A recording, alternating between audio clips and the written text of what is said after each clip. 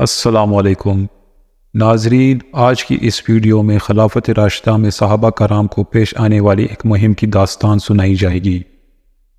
آئیے شروع کرتے ہیں۔ یہ قیدی سپاہیوں کے لیے بڑا قیمتی تھا۔ وہ انہیں تمام قیدیوں میں سب سے زیادہ معزز اور بہادر لگتا تھا۔ انہوں نے اسے دوسرے قیدیوں سے علیحدہ کر لیا۔ وہ اسے بڑی حفاظت کے ساتھ زنجیروں سے جکڑے ہوئے تھے، لیکن اس کے باوجود انہیں ہر لمحہ یہ ڈر لگا ہوا تھا کہ کہیں یہ قیدی ان کی گرفت سے نکل کر بھاگ نہ جائے۔ مگر وہ قیدی اس قدر اطمینان اور بے فکری سے ان کے ساتھ چل رہا تھا کہ دیکھنے والا کبھی یہ خیال نہیں کر سکتا تھا کہ وہ بھاگنے کا ارادہ رکھتا ہے۔ دراصل یہ قیدی اپنے ساتھیوں کے بغیر بھاگنے کا تصور بھی نہیں کر سکتا تھا۔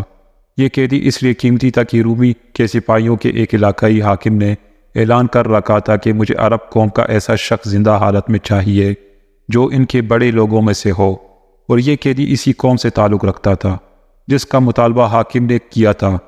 دراصل ہوا یہ تھا کہ عبداللہ بن حذیفہ رضی اللہ تعالیٰ عنہ کے سرکردگی میں ایک فوجی دستہ محاذ جنگ کی طرف بڑھ رہا تھا کہ غلطی سے رومی علاقے میں چلا گیا اور گرفتار ہو گیا۔ اب عبداللہ بن حذیفہ رومی حاکم کی تمام شرائط پر پورا اترتے تھے، اس لیے سپاہیوں کو یقین تھا کہ وہ اسے حاکم کی حضور پیش کر کے انعام حاصل کریں گے۔ ایک روایت کے مطابق یہ حاکم کوئی اور نہیں بلکہ قیصر روم ہی تھا۔ جب اس قید کی خبر حاکم تک پہنچی تو اس نے ان سپاہیوں کو انعام دیا جنہوں نے اسے گرفتار کیا تھا، اور ساتھ ہی حکم دیا کہ اسے جلد از جلد دربار میں پیش کیا جائے۔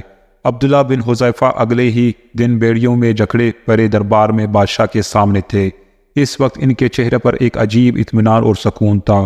دربار میں موجود دشمن قوم کے افراد قیدیوں کو خونخوار نظروں سے دیکھ رہے تھے۔ اکثر کے چہروں پر نفرت اور تکبر کے جذبات صاف دیکھے جا سکتے تھے۔ قیصر نے عبداللہ بن حذیفہ رضی اللہ تعالیٰ عنہ کو گہری نظروں سے دیکھا اور اس سے پوچھا کہ وہ کس مذہب اور کس قوم سے تعلق رکھتا ہے۔ انہوں نے اپنا مذہب، قوم اور نام بتایا۔ اس کی تسلی ہوئی کہ مطلوبہ شخص ہی اس کے سامنے ہے۔ اس کے بعد وہ عبداللہ بن حذیفہ سے مخاطب ہوا، اے قیدی، میرے پاس تمہارے لیے ایک تجویز ہے۔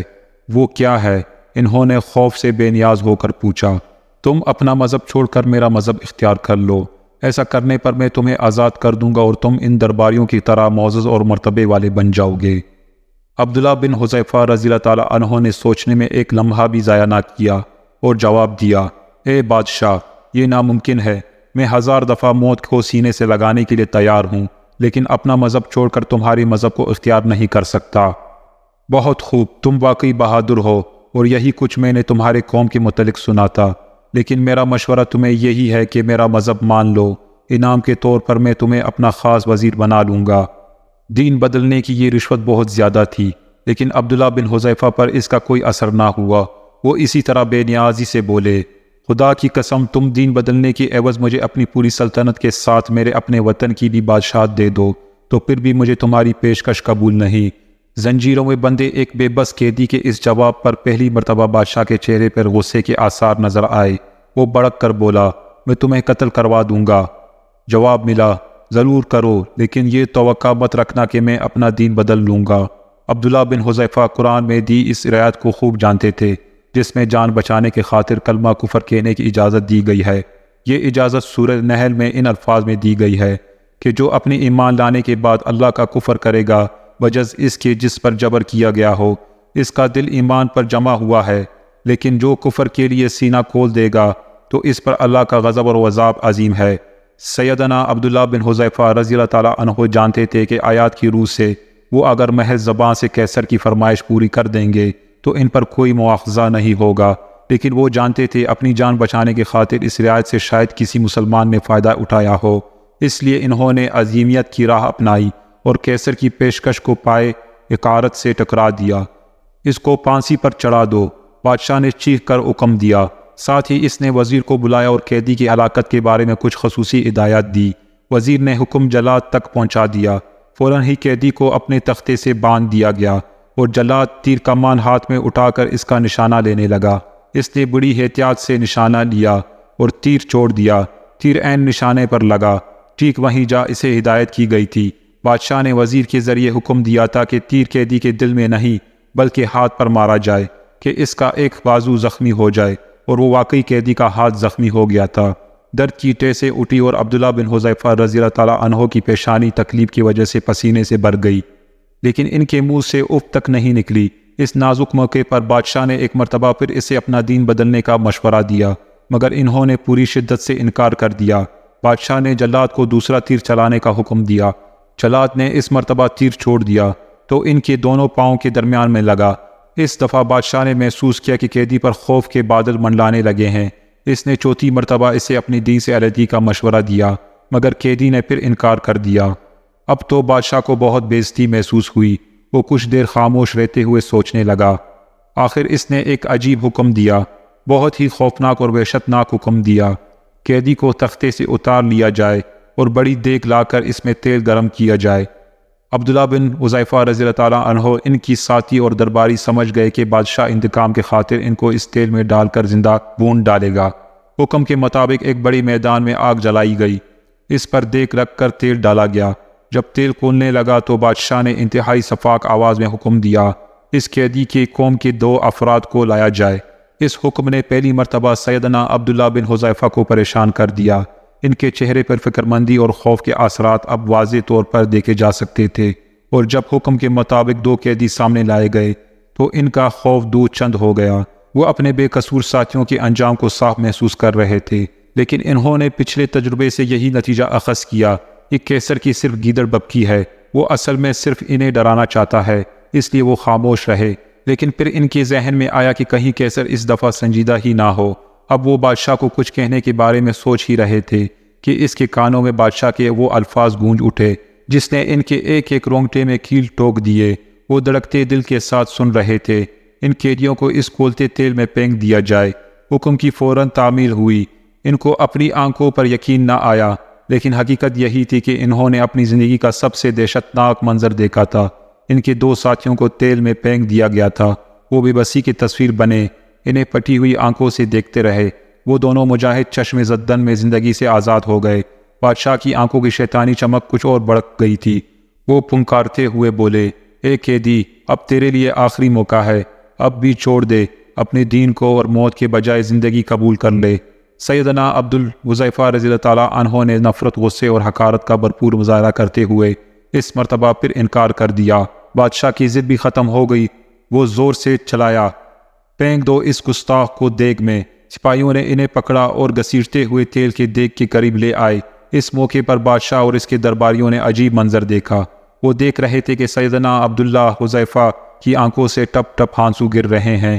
بادشاہ کو پہلی مرتبہ اپنی ضد کی فتح کا آثار دکھائی دیے۔ اس نے ہاتھ اٹھا کر سپاہیوں کو روکا۔ دربار میں شور مچ گیا۔ وہ آپس میں کہہ رہے تھے، دیکھو قیدی رو رہا ہے، موت، اور وہ بھی اس قدر خوفناک موت، یقیناً موت کی تکلیف کا تصور کر کے رو رہا ہے۔ بادشاہ نے قیدی کو قریب لانے کا حکم دیا۔ شاید وہ یقین کرنا چاہتا تھا کہ قیدی واقعی رو رہا ہے۔ قیدی سچ مچ رو رہا تھا، اس کی نورانی چہرے پر آنسو موتی بن کر چمک رہے تھے۔ اے قیدی، آخر تم نے اپنی ضد چھوڑنے کا فیصلہ کر ہی لیا۔ ٹھیک ہے، تم اعلان کرو کہ میرے دین کو قبول کرتے ہو۔ لیکن سیدنا عبداللہ بن حذیفہ نے جواب میں کچھ کہا۔ اس سے بادشاہ ہی نہیں، درباری کا ہر آدمی چونک پڑا۔ نہیں اے ظالم بادشاہ، میں تمہارے مذہب ہرگز قبول نہیں کروں گا۔ تو پھر تم رو کس بات پر رہے ہو؟ اے حمق بادشاہ، میں موت کے خوف سے نہیں رو رہا، میں تو اس حسرت پر رو رہا ہوں، کاش میرے پاس 1 سے زیادہ جانیں ہوتی، 1,00,000 جانیں ہوتی اور میں ہر جان اس کھولتے ہوئے تیل میں ڈال کر خدا کی راہ میں قربان کر دیتا۔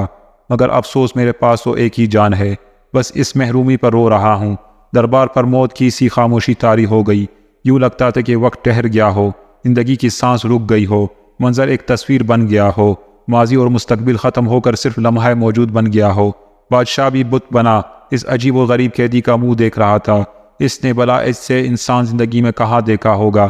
لگتا تھا قیدی کی اس بات نے اس کی دماغ پر اثر کر دیا ہے۔ اس نے بھی ایک عجیب بات کہی، ایک بہت ہی عجیب بات کہنے لگا، اے قیدی، اگر تم میرا سر چوم لو تو میں تمہیں آزاد کر دوں گا۔ سیدنا عبداللہ بن حذیفہ نے بے یقینی سے بادشاہ کی طرف دیکھا اور کہا، کیا تم میرے ساتھ میرے ساتھیوں کو بھی چھوڑ دو گے؟ ہاں، میں تمہارے سارے ساتھیوں کو چھوڑ دوں گا۔ تب انہوں نے پہلی مرتبہ قرآن کی دی گئی رعایت سے فائدہ اٹھانے کا ارادہ کیا۔ ان کے سامنے قرآن کی ایک نہیں کئی آیاتیں آ گئی تھیں۔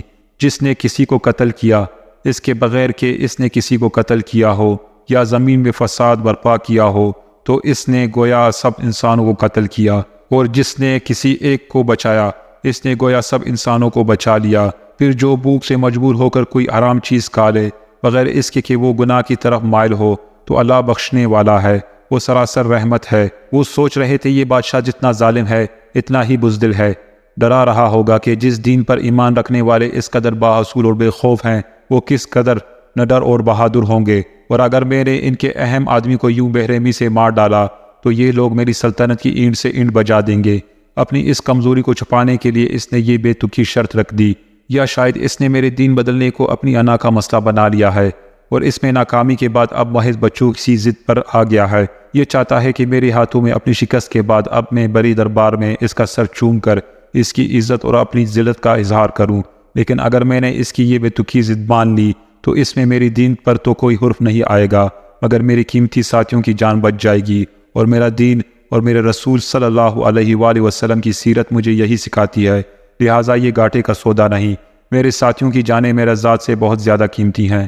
یہ سوچ کر انہوں نے اپنی ذات پر ساتھیوں کی جان کو ترجیح دینے کا فیصلہ کیا اور آگے بڑھ کر بادشاہ کے سر کو چوم لیا۔ بادشاہ نے فوراً انہیں ان کی باقی ساتھیوں کو آزاد کرنے کا حکم دے دیا۔ خلیفہ ثانی حضرت عمر رضی اللہ تعالیٰ عنہ مسجد نبی میں بیٹھے تھے۔ سیدنا عبداللہ رضی اللہ تعالیٰ عنہ بن حذیفہ ان کے سامنے بیٹھے تھے۔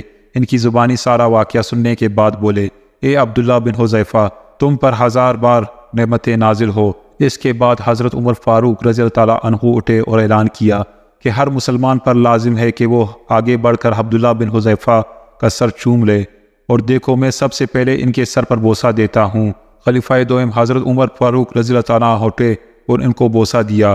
حضرت عبداللہ بن حذیفہ رضی اللہ تعالیٰ عنہ صحابہ کرام میں سے تھے جنہوں نے مکہ میں بہت آغاز میں ہی اسلام قبول کر لیا تھا۔ ان کے اس اقدام اور عمر فاروق رضی اللہ تعالیٰ عنہ کی تصدیق کے بعد آج کا یہ دور ہمیں دعوت و غور و فکر دے رہا ہے کہ ہم درست ہیں یا اللہ کے رسول صلی اللہ علیہ وسلم کی تربیت یافتہ یہ مجاہد، شاید اسی وجہ سے انہیں اللہ کی نصرت حاصل تھی اور ہم خون کی ندیاں بہا کر بھی مغلوب اور محکوم ہیں۔